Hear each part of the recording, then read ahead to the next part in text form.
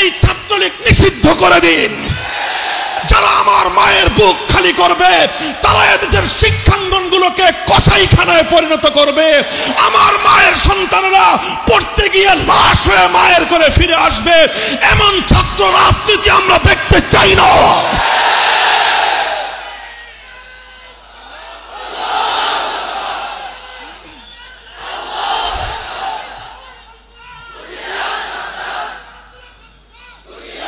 সংগ্রামী সাথী ও বন্ধুগণ, জানি এই কথাগুলো হজম করা বড় কঠিন আপনাদের জন্য, জানি এই কথাগুলো বলবার দায়ে আমাদেরকে অভিযোগের কাঠগড়ায় দাঁড়িয়ে যেতে হবে। কিন্তু একবার চিন্তা করুন সেই সন্তানহারা মায়ের কথা, একবার চিন্তা করুন যারা এভাবে টর্চার সেল তৈরি করেছে। বুয়েটের মধ্যে টর্চার সেল তৈরি হয়, সেই টর্চার সেলে ছাত্ররা ছাত্রদেরকে ধরে এনে পেটায়। এর চেয়ে বড় জাহিলিয়াত আর কি হতে পারে? Abu Jahl, Abu Lahab, Utba, সাইবারা টর্চার সেল তৈরি করেনি, ওরা প্রকাশ্যে পেটাতো। আর আজ স্বাধীন বাংলার মানবিক এই বাংলায় এই সকল দৃশ্য আমাদেরকে বুয়েটে দেখতে হয়, যেখানে মেধার বিকাশ ঘটে। দেশের সেরা মেধাবীরা যে শিক্ষা প্রতিষ্ঠানে পড়ে, সেখানকার অবস্থা যদি এই হয়, তাহলে ঢাকা বিশ্ববিদ্যালয়, জাহাঙ্গীরনগর, তারপরে চট্টগ্রাম, রাজশাহী, খুলনা সহ সারা দেশের বিশ্ববিদ্যালয়গুলোর অবস্থা আরো কতটা ভয়াবহ, এখান থেকে তার কিঞ্চিত পরিমাণ অনুমান করা যায়।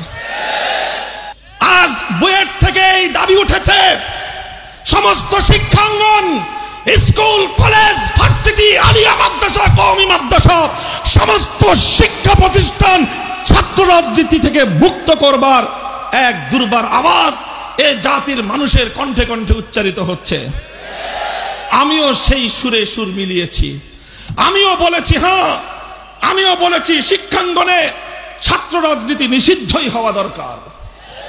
আজ তোমরা যে কথা মর্ম উপলব্ধি করছো, আজ থেকে 100 বছর পূর্বে আমাদের পূর্বসূরি হাকিমুল উম্মত হযরত শাহ আশরাফ আলী থানভী রাহমাতুল্লাহি আলাইহি বলে গিয়েছিলেন, কোন শিক্ষাঙ্গনে ছাত্রদের রাজনীতি চলতে পারে না। আমিও সে কথার সঙ্গে সুরে সুর মিলাই, শিক্ষাঙ্গনের ভিতরে ছাত্রদের কোন রাজনৈতিক কর্মকাণ্ড চলতে পারে না। অনেকে প্রশ্ন করবেন যে হুজুর, আপনি খেলাফত ছাত্র মজলিস গঠন করলেন, আবার আপনি লম্বা লম্বা বক্তব্য দিচ্ছেন শিক্ষাঙ্গনে ছাত্র রাজনীতি চলতে পারে না। আমি বলছি, হ্যাঁ, আমি বুঝে শুনেই বলছি, সচেতন ভাবেই বলছি, কোনো অজ্ঞতাসারে স্ববিরোধী কথা আমি বলছি না। আমার কথা বুঝবার চেষ্টা করুন। আমি বারবার বলছি, শিক্ষাঙ্গনগুলোকে ছাত্রদের রাজনীতি থেকে মুক্ত রাখতে হবে। শিক্ষাঙ্গনগুলোকে ছাত্রদের দলীয় রাজনীতি থেকে মুক্ত রাখতে হবে। ঢাকা বিশ্ববিদ্যালয় সহ সমস্ত বিশ্ববিদ্যালয়, আওয়ামী লীগ, বিএনপি সহ জাতীয় পার্টি, জামাতে ইসলাম সহ যাদের ছাত্র সংগঠন, তারা বিশ্ববিদ্যালয়ের অভ্যন্তরে ছাত্র রাজনীতির নামে আমার বিশ্ববিদ্যালয়গুলোকে অস্ত্রের ঝনঝনানিতে পরিণত করেছে। আমরা দাবি তুলতে চাই, সমস্ত রাজনীতির আখড়া বিশ্ববিদ্যালয় থেকে উপড়ে ফেলো। আমাদের খেলাফত ছাত্র মজলিস কি হবে? আমি আবার বলি, প্রতিষ্ঠার প্রথম দিন থেকে আমরা বলছি, খেলাফত ছাত্র মজলিস রাজনীতি চর্চার কোনো জায়গা নয়। খেলাফত ছাত্র মজলিস হলো একটি বৃহৎ পরিসরের নন ক্যাম্পাস ভিত্তিক একটি শিক্ষা প্রতিষ্ঠান। একজন ছাত্রের প্রাতিষ্ঠানিক শিক্ষার বাইরে তাকে আগামী দিনের ইসলামী আন্দোলনের দায়িত্বশীল হিসেবে, জাতির কর্ণধার হিসেবে প্রতিষ্ঠিত করবার জন্য তার প্র্যাকটিক্যাল কিছু যোগ্যতার প্রয়োজন, যেটা কোনো প্রতিষ্ঠান তাকে শেখায় না। প্রতিষ্ঠানের শিক্ষার পাশাপাশি প্র্যাকটিক্যাল কিছু শিক্ষার প্রয়োজন হয়। সেই শিক্ষা প্রশিক্ষণ এবং চর্চার জন্য বাংলাদেশ খেলাফত ছাত্র মজলিস আজ ছাত্র জনতার একটি প্রিয় নামে পরিণত হয়েছে। আমার ছাত্র সংগঠনের জন্য একই কথা, শিক্ষাঙ্গনের ভিতরে, মাদ্রাসার ভিতরে ছাত্রদের সাংগঠনিক কোনো প্রোগ্রাম হওয়ার প্রয়োজন নেই। ছাত্ররা এলাকা ভিত্তিক, স্কুলে যাও, কলেজে যাও, বিশ্ববিদ্যালয়গুলোতে যাও। আজ আমাদেরকে বিভক্ত করে রাখা হয়েছে। স্কুলের ছাত্ররা মাদ্রাসার ছাত্রদেরকে চেনে না, কলেজের ছাত্ররা মাদ্রাসার ছাত্রদেরকে দেখলে উপহাস করে, বিশ্ববিদ্যালয়ের ছাত্ররা টুপি পরা মাদ্রাসার ছাত্রদেরকে দেখলে তাদেরকে সেকেলে মনে করে। হে মাদ্রাসার ছাত্ররা, এই বাঁধ ভেঙে দাও, এ বাঁধ ভেঙে দাও।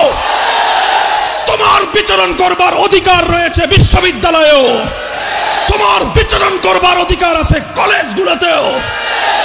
যাও, মিলো, হাতে হাত রাখো ছাত্র জনতা।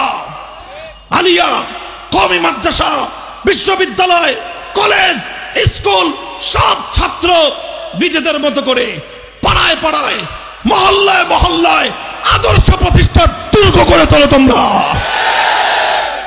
এভাবে মাদ্রাসার অভ্যন্তরে সাংগঠনিক প্রোগ্রাম না হওয়াই বাঞ্ছনীয়।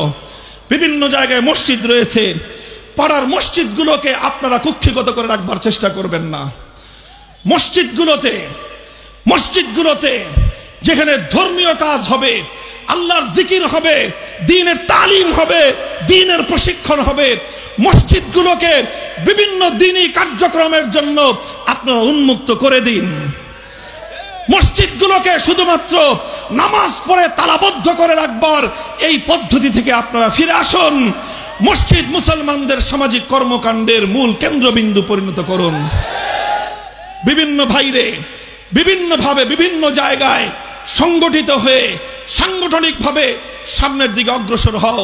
ইনশাআল্লাহ এভাবে কার্যক্রম পরিচালনা করলে কোন শিক্ষা প্রতিষ্ঠানের অভ্যন্তরে দুটি ছাত্র সংগঠনের মধ্যে কোনোদিন বিরোধ দেখা দেওয়ার প্রশ্ন আসবে না।